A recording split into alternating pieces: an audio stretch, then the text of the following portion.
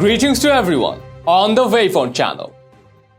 During an international conference dedicated to the 25th death anniversary of Dzhokhar Dudayev, Lithuanian MEP Rasa Yuknevichienė stated that she associated the name of the assassinated first president of the Chechen Republic of East Korea with the word freedom.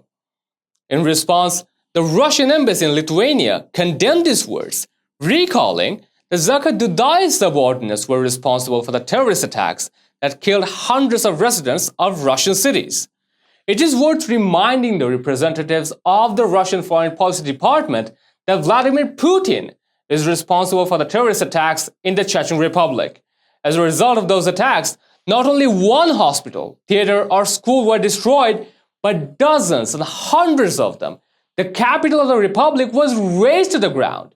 Not hundreds of people were killed, but hundreds and thousands of Chechens, of whom more than 40,000 were children. This is in addition to the horror that Putin's subordinate Ramzan Kadyrov has been causing in the Chechen Republic for many years.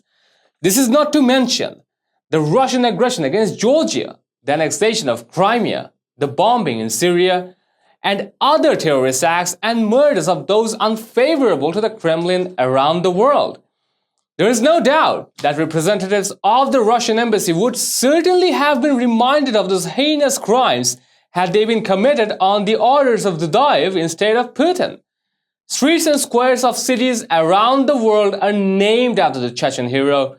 For example, by now, there are streets with the name of Dzhokhar Dudayev in Istanbul, Ankara, Lviv, Amman, a square in Warsaw, a square in Vilnius, and an avenue in Riga are also named after him.